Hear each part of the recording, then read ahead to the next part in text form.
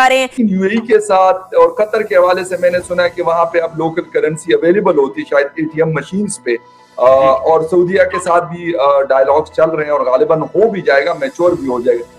अगर हमने सही वक्त पर सही फैसला ना किया तो हमारा हाल भी वही होने वाला है जो मलेशिया और श्रीलंका गई है। अबे फीका माजा ताया फलाना पुलिस एफआईए पीआईए फलाना, फसलें बर्बाद हो रही हैं, महंगाई कंट्रोल में नहीं आ रही है और हुकूमत जो है वो नजर ही नहीं आ रही है। अब एक बार फिर से स्कूलों पर हमले शुरू हो गए हैं, सियाहों को अगवा किया जा रहा है। गोया अंदाजा कीजिए यार, मुल्क का वजीर आजम, साबिक वजीर आजम जो उस वक्त मौजूदा था, उसकी ऑडियो लीक हो रही है। क्या वजह समझते हैं वो सोलर सिस्टम पे आ गए और आज हम बिजली पे?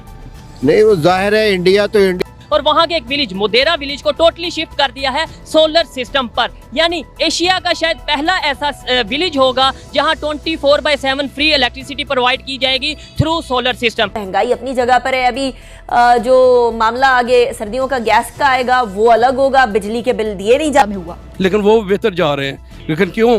इसका मतलब हम गलती पे हैं। हम गलती पे हैं। मगर आलमी इदारे जो हैं वो कुछ और ही कह रहे हैं। मूडीज ने पाकिस्तान की जो क्रेडिट रेटिंग है वो मजीद कम कर दी है।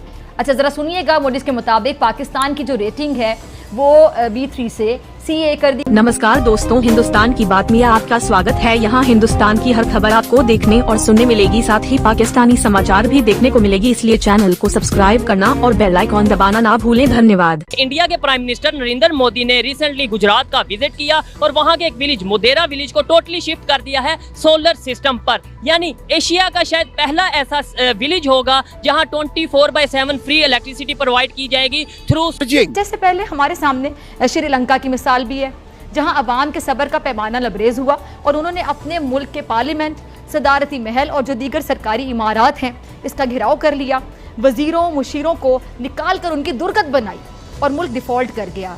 सिविल नाफरमानी भी हुई और मुल्क चंद खानदानों की भीड़ चढ़ गया।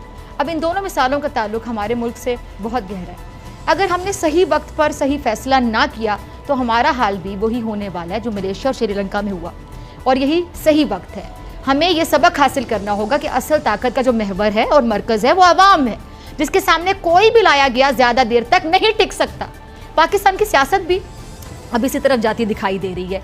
मुल्क में इस वक्त जो सूरत हाल है, इसका जिम्मेदार कौन है, इस पर काबू कैसे पाया जा सकता है, इसका हल होगा क्या, वज़ीर आज़म समेत किसी के पास कोई जवाब नहीं है।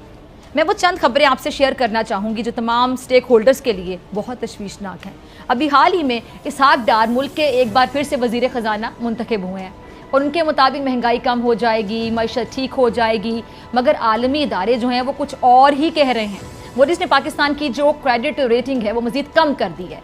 अच्छा ज़रा सुनिएगा, मूडीज के मुताबिक पाकिस्तान की जो रेटिंग है वो B3 से CA कर दी गई है और अब ये इसहाक डार साहब की परफॉर्मेंस है, कह लें कारकर्दगी है जो दुनिया की नज़र में है। और दूसरी खबर देखिए, जो गिलगित बल्तिस्तान के सीनियर वज़ीर उबैदुल्ला समेत सियाहों को शिद्दत पसंदों ने यरगमाल बनाया और इसके बाद उनसे मुज़ाकरात किए गए और फिर आपको पता तमाम जो यरगमाली हैं रिहा हो गए। अच्छा एक और ख़बर जो सवात में स्कूल वैन पर फायरिंग से ड्राइवर जाम बहक, 2 बच्चे ज़ख्मी हो गए, अफसोसनाक खबर। ये खबरें हम कई साल पहले सुनते थे जब हमारा जो मुल्क है वो आए रोज़ धमाकों से गूंजता था।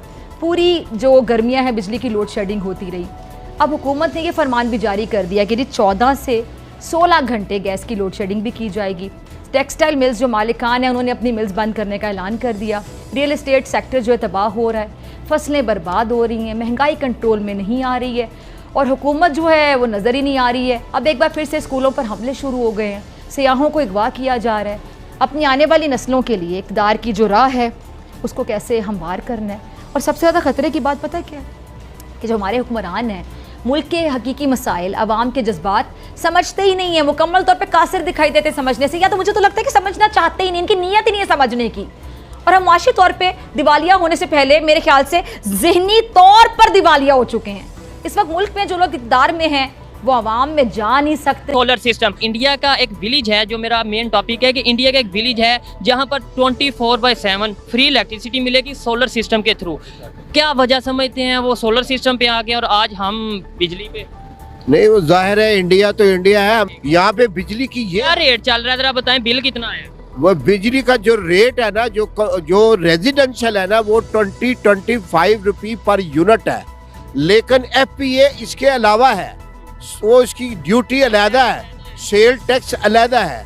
हालत ये है कि मेरा जो घर का बिल है वो कोई चंद पंखे हैं या मतलब है कि हम वॉशिंग मशीन यूज करते हैं, 27,000 रुपये आया। 27,000 बिल आया, चंद पंखे और एक वॉशिंग मशीन। एक वॉशिंग मशीन है और उसमें 50% फ्यूल चार्जेस है इसके। तो हम ये टेक्नोलॉजी की तरफ क्यों नहीं आ रहे? इंडिया ने, अगर जो मैंने आपसे क्वेश्चन किया है कि वो क्यों इतना आगे बढ़ता जा रहा है और फ्री जोन है वो बिजली प्रोवाइड कर रहा है, इस लेवल पे अगर हम आज भी रो रहे हैं बिल ज्यादा आ गया, वह क्या वजह उनकी डेवलपमेंट की? माय डियर, मैं आपको बताऊं कि 20 रुपये तो रेजिडेंशियल का है, जो कमर्शियल हम दे रहे हैं इस वक्त 35 रुपये पर यूनिट है। वो इंडिया में जो टेक्नीशियन है वो सारी प्रोवाइड करते हैं, हमारे टेक्नीशियन प्रोवाइड करते हैं, इनकी कुछ सुनता ही नहीं।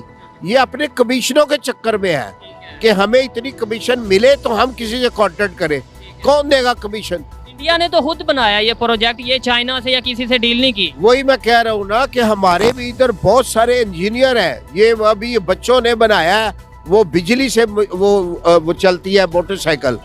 Nobody is in. लेकिन वक्त पड़ने पे कदीर खान का कंधा आपने यूज कर लिया और उसके बाद कहा कि चलो हलवाई की दुकान पे दादाजी का फातिया, और आपने उनके मज़ार पे ले आकर के और वो रीत चढ़ा दिया, खत्म हो गई बात। ये भी उसी तरह से सादा है। गोया अंदाजा कीजिए यार, मुल्क का वजीर आजम, साबिक वजीर आजम जो उस वक्त मौजूदा था, उसकी ऑडियो लीक हो रही है। वो किसी से मिसाल के तौर पे रोमानवी गुफ्तगू कर रहा है, चलिए for the sake of argument मान लेते हैं। वो किसी से दिल पिशौरी की गुफ्तगू कर रहा है, for the sake of argument, 1 minute के लिए मान लीजिए।